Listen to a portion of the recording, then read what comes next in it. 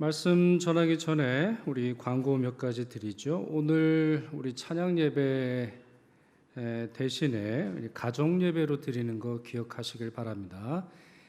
오후 예배가 없는 게 아니고 가정별로 예배를 드리는 거니까 여러분 가정에서 꼭 우리 감사 예배를 드리실 수 있으면 좋겠고, 또 요즘에 얼마나 세상이 좋아졌습니까? 우리 카톡으로도 얼마든지 화상으로 또 만날 수 있으니까 우리 멀리 있는 가족, 또 해외에 있는 가족도 함께 기도하시고 또 예배하시는데 여러분들이 사용하실 수 있겠다, 이런 생각이 듭니다. 자, 새벽 기도회 이제 내일부터 시작이 되죠. 날짜로만 들으실 때는 먼 얘기처럼 그렇게 들리실 수 있는데 내일부터 시작을 합니다. 그리고 이번부터는 우리 주말 토요일에는 안수기도를 하는데, 우리 어른들은 기회가 이제 많이 있을 수 있는데 우리 어린이들 또 청년들 안수할 만한 기회가 많지 않은 것 같아요. 저는 이런 소망이 있는데 우리 애들도 우리 교회에서 커고 우리 교회에서 커 나가고 우리 교회에서 결혼하고 우리 교회에서 나이 들고 우리 교회에서 할아버지 할머니 되는 그런 교회가 되기를 그렇게 소망을 하고 있어요. 그러려면 우리 어린 아이들이, 우리 어린 교우들이 자꾸만 우리 어른들과 함께하고 함께 기도하고 함께 축복하는 그러한 모임이 됐으면 좋겠다, 이런 생각을 합니다. 그래서 이번에 처음으로 해서 어떻게 될지 모르겠습니다만 우리 토요일에 아이들만을 위한 안수기도 시간을 가지려고 합니다. 위에서 기도해 주시죠. 또 하나 더 광고를 드리면, 임신자 선교사님 우리 잠깐 귀국하셨다가 오늘 다시 캄보디아로 돌아가실 예정입니다. 8월 15일에 오셨는데 아버님께서 위독하셔서 잠시 방문하셨다가 이제 다시 돌아가시게 되는데 위에서 기도해 주시기를 부탁을 드립니다. 우리 신학계에서는, 특별히 이제 성경을 연구하는 사람들에게 있어서는 예수님의 이너 서클이 있다, 이런 말을 해요. 그러니까 예수님의 우리 빅 서클이 있고 그 중에서도 아주 작은 서클이 있다, 이렇게 말합니다. 예수님의 이제 빅 서클은 70명의 제자들이죠. 그리고 나중에 예수님께서 그 남겨놓으신 이제 120명의 제자가 있습니다만 이건 이제 빅 서클이 되겠습니다. 큰 서클이 되겠고, 그 중에 이제 인너 서클이라고 있어요. 아주 작은 세 사람을 의미하는데 베드로, 야고보, 요한, 이 세 사람을 뜻하는 거예요. 그래서 우리가 흔히 이제 이렇게 생각을 하죠. 예수님께서 이들과는 좀 특별한 관계를 맺으신 것 같다. 그리고 예수님이 승천하신 이후에 초대교회에 있어서 이 세 사람에게 더 중요한 역할을 맡기신 것 같다, 이렇게 우리가 해석을 합니다. 자, 그런데 이 세 사람들만큼은 아니라 할지라도 안드레가 참 중요한 역할을 해요. 안드레라고 하는 제자를 통해서 예수님께서 많은 일들을 감당하시는데, 그 어떻게 보면 이 안드레는 이 이너 서클에 비해서는 덜 유명하고 덜 중요해 보입니다만 이 제자들에게 있어서, 아니면 우리에게 있어서 아주 중요한 모범을 보여줬던 그런 사람이라고 볼 수 있어요. 오늘 이분에 대한 말씀을 좀 묵상을 하려고 합니다. 특별히 성경에 여기저기 좀 살펴보지 않고 요한복음을 중심으로 해서 안드레라고 하는 분은 어떤 신앙을 가지고 있었는지, 우리가 배워야 할 모범은 무엇인지 살펴보려고 합니다. 두 가지만 살펴보려고 하는데요. 먼저 안드레라고 하는 이분은 은혜를 사모했던, 예수님을 만나기 전부터 은혜를 간절히 사모했던 겸손한 사도라고 볼 수 있습니다. 이분은 원래 세례 요한의 제자였습니다. 세례 요한의 제자. 자, 여러분, 어떤 사람의 제자 하면 이렇게 떠오르는 이미지가 있을 수 있죠. 예수님의 제자, 세례 요한의 제자, 어떤 철학가의 제자, 어떤 목사의 제자, 이러면 그 제자에게서 풍기지는 이미지가 있을 거예요. 자, 세례 요한의 제자라고 하면 어떤 이미지가 떠오르세요? 아무래도 세례 요한의 삶을 닮았겠죠. 당연히 회개에 있어서는 아주 열심히 했을 거예요. 죄에 대한 뉘우침, 죄를 회개하고 세례를 받았겠죠. 또한 절제와 검소함과 또 어떤 경우에 있어서 이제 금욕적인 생활을 했을 수 있을 거라고 보여져요. 뭐 부귀영화라든가 아니면 뭐 편안한 잠자리 아니면 좋은 옷은 그의 스승처럼 다 멀리하고 아주 겸손하게 아주 검소하게 그 절제하며 살았을 것이라고 생각을 합니다. 자, 이분이 예수님을 만나기 전에 세례 요한으로부터 이런 말을 들어요. 보라, 하나님의 어린 양이로다, 이런 말을 들어요. 자, 이 말을 듣자 또 다른 한 사람과 함께 예수님을 따라가기를 시작하는데, 그럴 때 예수님에게 뭐라고 말하냐면 랍비여 이렇게 부릅니다. 예수님을 랍비여, 선생님, 종교적인 선생님, 진리를 가르쳐 주시는 선생님, 이렇게 불렀다는 거죠. 자, 그러면서 예수님의 첫 번째 제자가 되는데, 자, 이 장면에서 우리가 확인할 수 있는 것이 있는데, 이 안드레라고 하는 사람은 신학적으로 이미 굉장한 수준에 올라와 있었던 사람이에요. 왜 그런가 하면 이분이 예수님을 만난 이후에 자기 형제인 베드로에게 뭐라고 말하냐면 내가 메시아를 만났다. 메시아라고 하는 말은 번역하면 그리스도다. 이렇게 오늘 본문에 기록을 하고 있어요. 여러분, 안드레의 스승이었던 세례 요한이 누구라고 불렀다고요? 보라, 하나님의 어린 양이다. 그리고 만나기 전에는 랍비여 이렇게 불렀는데 만난 이후에 그리스도다 이렇게 불러요. 그러니까 이분에게 있어서는 구약 성경이 말하는 그리스도가 누군지 이미 알고 있었어요. 구약 성경이 의미하는 그리스도의 모습, 또 그리스도가 뜻하는 그리스도의 특징, 그것에 대해서 잘 알고 있었고 사모했을 뿐만 아니라 예수 그리스도를 만났을 때 선입견과 편견이 없이 투명하게 그대로 예수님의 모습을 이해하고 받아들이고 고백하고 영접할 수 있었다라고 하는 말이에요. 어떤 제자가 이런 방식으로 예수님을 따랐나요? 찾아보기 어려워요. 예수님의 12 제자들조차 어떤 사람들에게 있어서는 준비되었다라고 볼 수 없을 정도로 정말 예수님께서 불러주지 아니하셨다면 제자가 되기에 합당하지 못한 그런 사람들도 있음을 우리가 발견할 수 있는데, 안드레는 준비가 되어 있었어요. 은혜 받을 준비가 되어 있었어요. 사모하는 마음이 있었어요. 지식이 있었어요. 구약 성경에 대한 믿음이 있었고 예수 그리스도를 만나는 순수한 마음이 있었어요. 그러니 예수님의 최초의 제자, 예수님의 첫 번째 제자가 되는데 하등 이상할 이유가 없는 것이죠.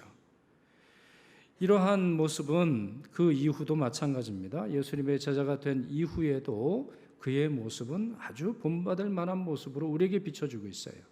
자, 여러 가지 각도로 통해서 볼 수 있습니다만 다음과 같은 각도로 좀 살펴보기를 원하는데, 성경에서 이제 예수님이 제자들을 꾸짖는 장면들이 많이 나와요. 그리고 이제 꾸짖음의 대상이 되는 제자들의 이름이 기록되어 있는데, 흥미로운 건 안드레는 혼난 적이 없어요. 안드레는 뭐 예수님으로부터 큰 꾸지람을 들은 적이 없다, 이렇게 말씀을 드릴 수 있어요. 야고보서 3장 2절 같이 읽습니다. 우리가 다 실수가 많으니 만일 말에 실수가 없는 자라면 곧 온전한 사람이라 능히 온몸도 굴레 씌우리라 라고 하는 말씀이 나오는데, 정말 제자들 말 실수가 많습니다. 말 함부로 하고, 말 기도해야 될 때 저주하는 말을 한다거나 말 실수 정말 많이 해요. 대표적인 인물이 누구죠? 말 실수 참 많이 했던 사람이 누구예요? 베드로예요. 베드로 참 말 실수를 많이 합니다. 아주 무너져 내리는 그런 때가 이제 한두 번이 아니에요. 야고보와 요한도 마찬가지예요. 예수님의 그 이너서클만 보면 예수님의 가장 친밀한 관계, 가장 큰 사명을 맡기신 이분들 보면 마찬가지예요. 말 실수 많아요.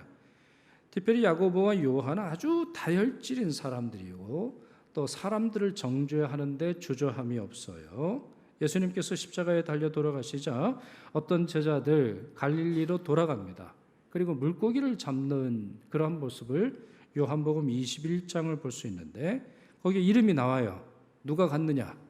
예수님 따라가는 것을, 예수님 제자로서 살아가는 것을 포기하고 물고기 잡는 사람들의 이름이 나와요. 시몬 베드로, 디두모라 하는 도마, 갈릴리 가나 사람 나다나엘, 세베대의 아들들과 또 다른 제자 둘이 있었다 이렇게 말하는데 여기에 안드레라고 하는 이름은 없어요. 그러니 안드레는 어떤 사람이에요? 실수가 없거나 실수가 적은 사람이에요. 막 누구처럼 막 위대한 일을 했던 것은 아닙니다만 실수가 적고 자기의 위치에서 조용히 예수님을 잘 따른 사람이라고 볼 수 있는 것이죠. 그런 점에서 안드레의 입장에서는 다른 제자들과 비교할 만도 해요. 예수님의 최초의 제자예요. 여러분 항상 최초라고 하는 것은 남들보다 좀 특별한 대접을 받잖아요. 예를 들어서 우리 추석 때도 보면 우리 각 가정의 첫 번째 손자는 아주 큰 귀염을 받잖아요. 첫 번째 손자는 항상 모든 걸 더 많이 가져가는 경향이 있는데 뭐 최초의 아들, 큰 아들, 뭐 최초의 손자, 아니면 처음의 사업, 처음으로 살았던 집, 처음으로 살았던 뭐 구입했던 뭐 이건 항상 좀 애착을 가져볼만 하는데 안드레의 입장에서는 그렇지 않았어요.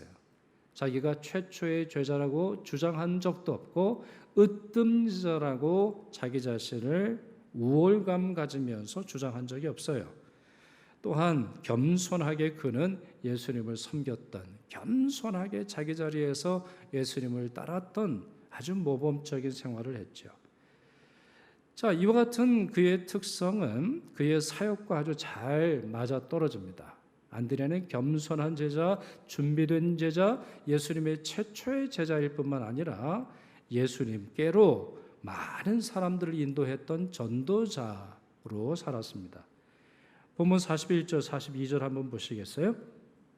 자, 안드레가 예수님을 만난 후에 이런 행동을 합니다. 제가 읽겠습니다. 그가 먼저라고 하는 말은 뭐예요? 다른 행동들보다 먼저 했다는 거예요. 다른 행동들 하지 않고 먼저 자기의 형제 시몬을 찾아 말하되 우리가 메시아를 만났다 하고 데리고 예수께로 왔다 이런 말을 합니다. 자, 그러니 여러분 이렇게 볼 수 있죠? 이 안드레가 예수님을 만난 후 첫 번째로 한 행동은 뭐예요? 그의 종교적인 체험의 첫 번째 반응은 뭡니까? 그가 예수 그리스도를 만났다라고 하는 첫 번째 증거는 뭐죠? 그가 예수 그리스도를 만난 이후에 나타난 삶의 변화는 뭡니까? 예수를 전하는 거예요. 예수를 전하는 거예요. 여러분, 여러분의 영성 훈련을 위해서 의식적으로 여러분 자신을 검토할 필요가 있는데 그 중에 하나가 뭐냐? 예배한 후에 여러분의 태도의 변화가 있는지를 물으세요. 예배가 끝난 후 예배당을 나가면서 예배가 끝난 후 여러분의 TV를 켜면서 여러분의 첫 번째 반응은 뭡니까? 첫 번째 행동은 뭐예요? 예수 그리스도를 만났다라고 말씀하시는데 예수님께서 기뻐 받으시는 예배를 드리셨다고 할 때 여러분들의 첫 번째 변화는 뭐예요? 예수를 증언하는 일이에요. 요한복음을 보면 이것은 매우 자연스러운 행동으로 보입니다. 요한복음에 나오는 여러 인물들이 있는데 그들의 모습을 한번 보실까요? 요한복음 4장 사마리아 여인이 예수님을 만난 후에 동네 사람들에게 이렇게 말해요. 내가 행한 모든 일을 내게 말한 사람을 와서 보라. 이는 그리스도가 아니냐 이렇게 말하더라는 거죠. 이 말씀을 좀 풀어보면 원래 이분은 조금 우리 생활에 있어서 좀 문제가 있었다고 우리 그렇게 말하잖아요. 그래 몰래 한낮에 이 양동이를 들고 양동이는 아니겠죠. 물동이를 이제 들고 물을 기르러 왔어요. 근데 예수님을 만난 후에 물 기르러 온 것을 그대로 놔두고 마을로 갑니다. 자기가 만난 예수 그리스도를 전하는 그런 장면이에요. 예수님을 만났으면 어떻게 행동을 해요? 예수를 증언하고 싶어요. 예수 만난 기쁨이 얼마나 소중한지 나타내 보여주고 싶다는 것이죠. 베데스다 연못에서 고침받은 사람이 있어요. 아주 오랫동안 중병에 걸렸고 아무도 이 사람을 도와주지 못해서 마음속에 안타까운 마음이 있었는데요. 예수님을 만났어요. 예수님이 병을 고쳐주셨어요. 자, 그의 첫 번째 행동은 뭐예요? 그 사람이 유대인들에게 가서 자기를 고친 이는 예수라 하니라 말하더라는 거예요. 누가 억지로 시킨 게 아니에요. 그는 너무나 큰 감격 속에서 자기를 고친 사람의 이름이 예수라고 하는 사실을 전하고 싶었던 것이죠. 날 때부터 소경되었던 사람이 있습니다. 그가 치유당한 후 다음과 같이 사람들에게 알립니다. 자, 그 말씀 요한복음 9장 11절 같이 있습니다. 대답하되 예수라 하는 그 사람이 진흙을 이겨 내 눈에 바르고 나더러 실로암에 가서 씻으라 하기에 가서 씻었더니 보게 되었노라 라고 하는 말씀이 기록되어 있어요. 예전에도 한번 여러 번 말씀드린 것 같은데 어떤 목사님의 책을 보니까 우리가 구원 얻었다라고 말하는데 상당수는 거짓말을 하고 있다 이런 말을 하면서 그 하나의 좀 재미있는 예화를 들어요. 자, 우리가 이런 그 변명들을 한다는 거예요. 여러분, 우리가 어디 직장을 출근을 했는데 늦었어요. 그래서 이제 변명을 합니다. 뭐라고 변명해요? 제가 오늘 오다가 차 사고가 나가지고 차가 완전히 뒤집혀지고 아주 그냥 차가 다 깨지고 말았습니다. 근데 가만히 봤더니 이 사람 얼굴이 그냥 깨끗해요. 몸도 성한 데 없이 그냥 너무나 온전한 거예요. 그런데 말은 뭐라는 거죠? 차 사고가 났습니다. 그러면은 이 사람의 상관이 뭐라고 말하겠어요? 너 거짓말을 하고 있는 거야. 어떻게 차 사고가 나는데 너 몸이 그렇게 온전하냐? 이렇게 말하지 않겠냐는 거예요. 그러면서 이 목사님이 설명한 것은 뭐냐면 예수 그리스도를 만난 일은 이와 같다는 거예요. 예수 그리스도를 만나는 경험은 예수 그리스도께서 우리에게 주신 은혜는 예수 그리스도께서 우리에게 베풀어 주시는 구원의 역사는 아무 흔적도 없이 주어지는 종교적 선언이 아니라는 겁니다. 우리의 삶이 총체적으로 뒤바뀌는 태풍이 불든 아니면 차 사고가 나든 이와 같이 물리적인 현상 가운데서 일어나는 것처럼 우리의 삶이 총체적으로 바뀌는 역사적 사건이라는 거예요. 실제로 그래요. 성경에 나오는 예수님을 만난 사람들이 지금 이렇게 행동을 하고 있어요. 왜요? 그 경험이 너무나 소중하니까.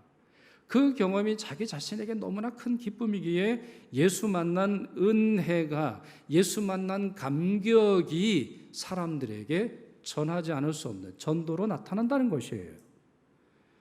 안드레도 그렇잖아요. 다시 여러분 본문을 보시겠어요? 41절, 42절 우리 같이 한번 읽도록 하겠습니다. 그가 먼저 자기의 형제 시몬을 찾아 말하되 우리가 메시아를 만났다 하고 데리고 예수께로 오니. 그 다음에 말씀이 어떻게 이어졌냐면 들어보세요. 예수께서 보시고 이르시되 내가 요한의 아들 시몬이니 장차 게바라 하리라 하시니라. 이렇게 말씀이 연이어 계속되고 있죠. 자, 여러분 여기서 몇 개의 단어를 한번 찾아보세요. 이미 제가 하이라이트를 해놨습니다만 안드레의 행동과 관련되어 있는 동사 3개가 있어요. 첫 번째가 뭐죠? 안드레가 찾았다. 두 번째가 뭐예요? 안드레가 말했다. 세 번째는 뭐죠? 안드레가 베드로를, 이제 시몬이었죠. 당시에는 시몬을 데리고 예수께로 왔다. 이렇게 되어 있어요. 찾았다, 말했다, 데리고 왔다. 이 세 단어가 전도의 기본 원리입니다. 전도의 기본 원리는 이 세 가지라는 거예요. 우연히 만난 게 아니에요. 안드레는 그냥 길을 가다가 자기 형제 시몬을 보니까 야 빨리 와봐, 예수님께 가자 이렇게 말했다는 게 아니에요. 적극적으로 찾았다는 거예요. 내 형제가 어딨나 찾았다는 거예요. 그리고는 자기가 만난 예수를 말합니다. 그리고는 그 자기 형제를 예수님께로 데리고 왔다 이렇게 말하고 있어요. 자, 그런데요, 이렇게 사람들을 그리스도께로 인도하는 역할은 이렇게 자기 형제만에 국한되는 것이 아니라 안드레의 삶에 계속되는 것을 볼 수 있어요. 오병이어의 기적, 누구를 통해서 시작하고 있죠? 여러분이 아시는 건 뭐죠? 오병이어의 기적, 누구의 도시락이에요? 어떤 한 소년의 도시락입니다. 한 소년의 도시락이고 당시에 많은 사람들을 이제 예수님 빨리 이분들을 내보내서 가게 해서 이분들이 밥 먹고 오게 합시다. 왜? 거기는 들판이니까 아무것도 먹을 게 없단 말이에요. 거기 뭐 김밥이 있습니까? 배달을 해줍니까? 아무것도 없어서 보냅시다. 이렇게 말했더니 예수님이 아니다. 그들에게 먹을 것을 주어라. 이런 말씀을 하세요. 대부분의 제자들은 돈 계산하고 있었어요. 예수님이 이거 안 됩니다. 이거 하려면 얼마가 돈이 필요하고 우리의 좀 수중에 돈이 없습니다. 돈 계산하고 있을 때 한 사람만 매우 독특하게 행동을 해요. 자, 그 말씀 한번 보시겠어요? 요한복음 6장 8절 9절 말씀인데 제가 읽습니다. 제자 중 하나 곧 시몬 베드로의 형제 안드레가 예수께 여짜오되 여기 한 아이가 있어 보리떡 5개와 물고기 2마리를 가지고 있나이다. 그러나 그것이 많은 사람에게 얼마나 되겠사옵나이까? 이런 말을 해요. 자, 마지막 문장을 통해서 볼 때 안드레도 확실히 믿었던 건 아니죠. 그러니까 이거 가지고 무슨 기적이 벌어지겠나 믿었던 것은 아닙니다만 안드레가 한 역할은 뭐죠? 자기에게 주어진 한 소년의 도시락을 가감없이 예수님께 드린 거예요. 이 안드레의 수고가 있지 않았을 때 오병이의 기적이 일어났을까? 퀘션입니다. 비록 믿음이 완전했던 것은 아니고 예수님께서 어떤 일을 하실 수 있는지 예수님의 모습, 예수님의 전등하신 예수님의 능력 다 파악했던 것은 아니지만 그가 한 행동은 뭐죠? 예수님께로 나아가는 거예요. 한 사람의 헌신을 예수님께 가져가는 겁니다. 한 사람의 수고를 예수님께 가져가는 거예요. 별 볼 일 없어 보이는 것이라 할지라도 자기 차원에서 뭐 그거 가지고 예수님이 기뻐하실 것 같아? 이렇게 말하지 않고 그대로 예수님께 가져가서 이 소년이 가장 놀라운 성서적 기적의 주인공이 되도록 해요. 그래요. 안드레는 주인공은 아니에요. 이미 다른 복음서에 보면 안드레라고 하는 이름이 나와 있지 않고 요한복음에만 그의 이름이 쓰여져 있는 걸로 봐서 이 사건은 주인공이 안드레는 아니에요. 소년이 주인공이죠. 그러나 그 주인공이 예수 그리스도를 만나도록 하는 중요한 역할을 누가 합니까? 안드레가 한다는 것이죠. 그럼 이걸로 끝납니까? 아니에요. 요한복음의 12장 20절에서 23절까지 보시면 안드레가 다시 한번 중요한 역할을 합니다. 자, 이 말씀에 그 시기상 중요한 의미가 있는데요. 예수님께서 이 사건 이후에 이제 본인의 때가 되었다라고 하는 사실을 공식적으로 선언하세요. 어떤 때요? 예수님이 십자가에 달려 돌아가실 때가 되었다. 영광을 얻을 때가 되었다. 이런 말씀을 이제 하시게 되는데, 자, 그 시작에 어떤 일이 있었는지 보시죠. 같이 있습니다. 명절에 예배하러 올라온 사람 중에 헬라인 몇이 있는데 그들이 갈릴리 베세다 사람 빌립에게 가서 청하여 가로되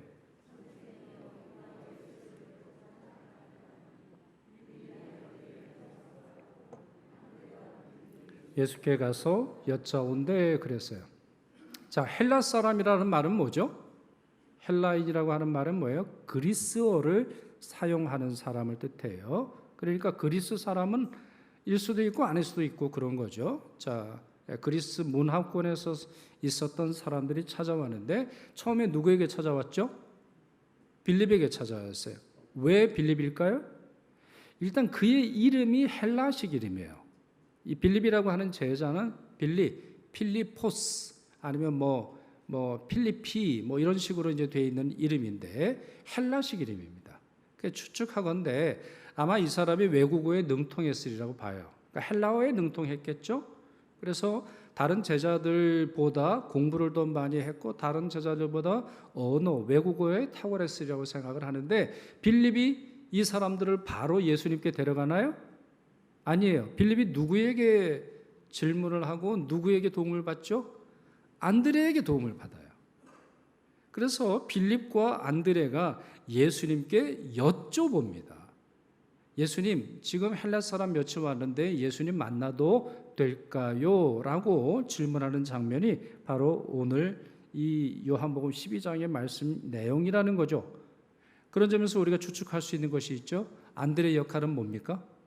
안드레의 역할은 사람들을 예수님께로 인도하는 거예요. 제자들도 이해했어요. 안드레를 만나야 예수님께 나아갈 수 있는 거예요. 안드레가 이 일을 가장 잘하는 제자들이에요. 다시 한번 말씀드립니다만 안드레는 슈퍼스타였다거나 자기 자신이 주인공이 되었던 사람은 아니에요. 겸손한 사람이에요. 첫 번째 제자라서가 아니라 그의 기질과 그의 성격과 그의 능력을 아셨던 주님께서 안드레로 하여금 12제자 중에 이 역할을 하도록 맡기신 걸 볼 수가 있습니다. 그런 점에서 안드레는 다른 제자들과 좀 비교가 돼요. 베드로처럼 탁월한 설교가가 아니었습니다. 바울처럼 신학적인 인물이 아니에요. 아니면 아볼로처럼 웅변가도 아닙니다. 그렇게 똑똑한 사람도 아니에요. 아니면 요한처럼 미래의 종말에 대한 계시를 받는다거나 예수님의 어머니를 돌볼 사명을 받았던 것은 아니에요. 예수님의 동생 야고보처럼 교회를 이끌었던 것도 아닙니다. 그러나 자기가 만난 예수 그리스도를 사람들에게 가감 없이 전할 수 있었고 예수님이 필요한 사람들을 예수께로 인도하는데 그는 매우 탁월하게 쓰임을 받았어요. 그리고 그가 인도했던 사람들을 보세요. 베드로의 모습을 보세요. 한 소년의 모습을 보세요. 헬라인의 모습을 보세요. 모두 탁월하게 쓰임을 받았어요. 어떻게 보면 안드레보다 더 탁월한 인물이 됩니다.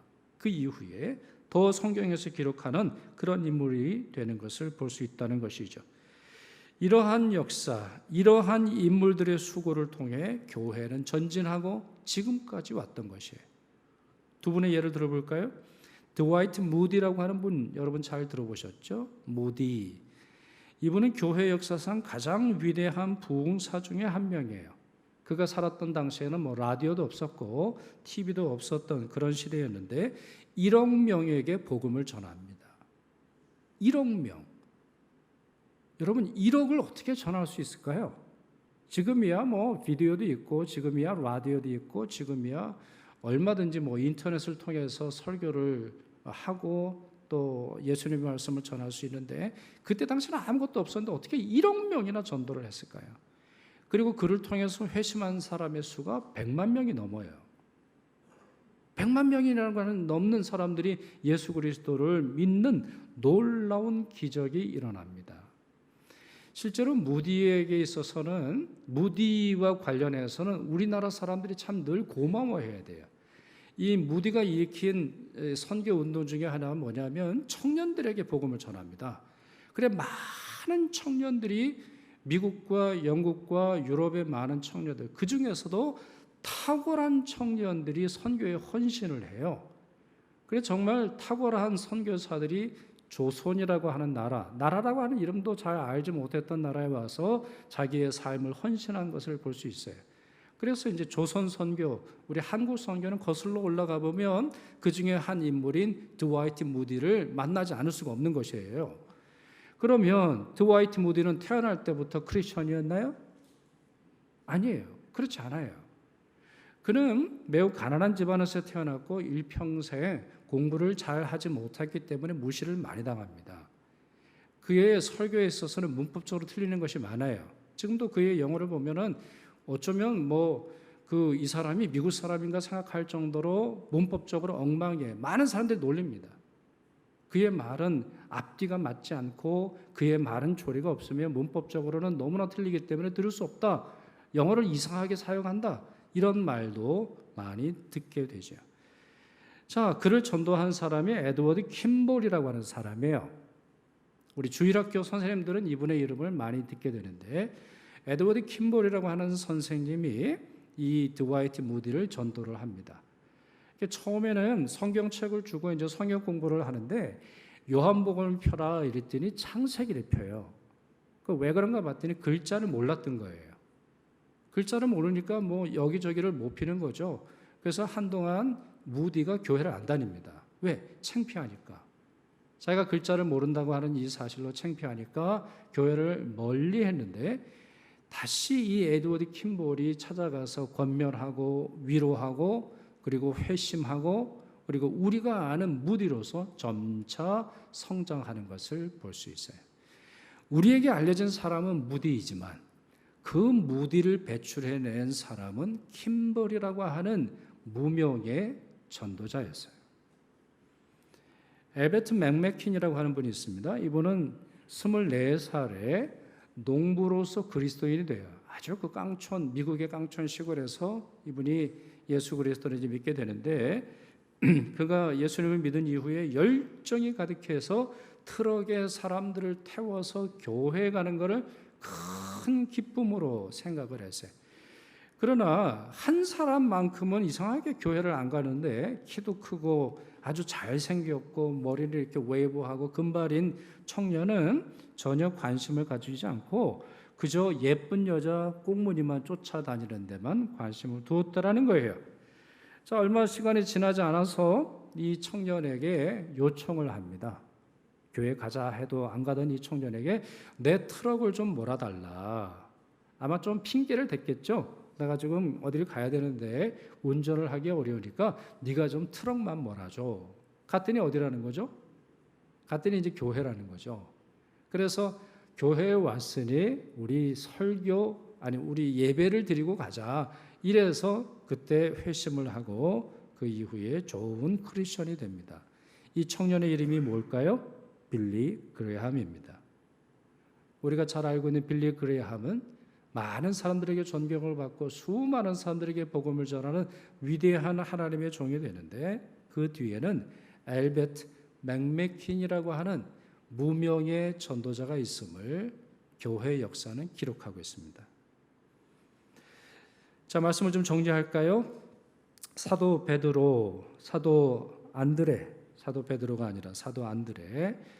저는 이렇게 부르고 싶은데 그는 예수님과 세상의 접촉점입니다.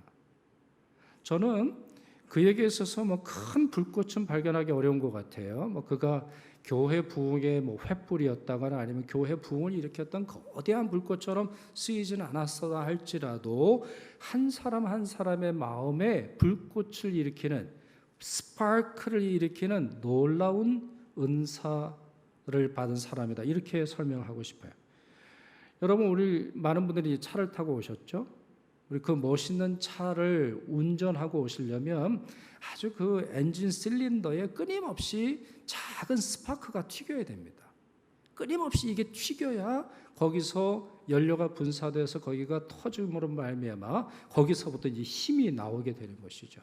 그 스파크 어떻게 보면 어떤 사람들에게 있어서는 별것 아닌 것처럼 보인다 할지라도 그것이 기계를 움직이는 힘과도 같습니다. 안드레는 그런 사람이에요. 사람들에게 내비쳐지는 거대한 불꽃은 아니라 할지라도 주님께서 맡겨주신 그 은혜를 사람들에게 전달하고 사람들로 하여금 예수님을 만나도록 이끌었던 스파크를 끊임없이 튀겼던 사람입니다. 사람들은 그를 통해서 예수님께 왔고 그를 통해서 예수님을 만남으로 말미암아 놀라운 하나님의 섭리에 참여하게 되었습니다. 이 일에 여러분과 제가 부름받았음을 믿습니다. 우리가 무디가 되긴 좀 어렵겠죠? 저도 빌리 그레이함 체임 되기는 어렵겠지요?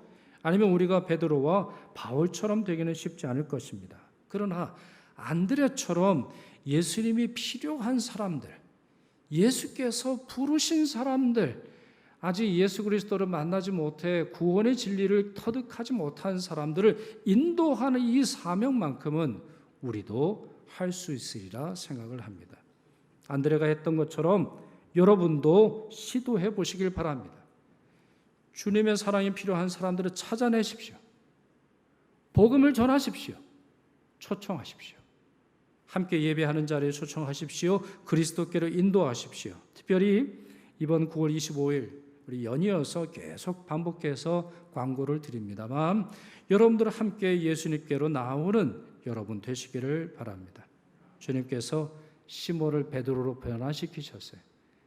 여러분들이 전도할 사람 중에 그런 역사적 인물이 되지 않으리라고 누가 확신할 수 있겠습니까? 우리가 침묵하면, 우리가 가만히 있으면, 우리가 아무 일도 하지 않으면 정말 아무 역사가 일어나지 않을 수 있음을 기억하세요. 사울을 바울로 바꿔주신 주님의 역사가 정말 무명의 청년이었던 무디와 빌리 그레이함을 위대한 전도자로 바꾸셨던 역사가 우리 교회를 통해서 나타날 줄 믿습니다. 그 놀라운 변화, 그 놀라운 구원의 여정에 쓰임 받으시는 여러분 되시기를 축원합니다. 기도하겠습니다. 우리의 체질과 우리의 기질, 우리의 능력과 우리의 성질을 아시고 우리에게 가장 좋은 재능과 사명을 주시는 하나님, 안드레를 첫 번째 제자로 부르시며 그로 하여금 겸손한 전도자로 세우셨음을, 그리고 그 의미가 무엇임을 저희가 묵상하였습니다. 저희를 향한 부르심이 있음을 믿습니다. 그리고 그 부르심에 순종하는 것이 가장 복된 길임도 믿습니다. 간절히 바라옵기는 저희도 안드레의 모범처럼 항상 전도하며 그리스도를 세상에 알리고 사람들을 그리스도께 인도하는 전도자로 살아가게 하여 주시옵소서. 성령께서 우리를 그와 같은 사명 주시고 감당케 하실 줄 믿사오며 우리의 영원한 구세주 예수 그리스도의 이름으로 기도하옵나이다. 아멘.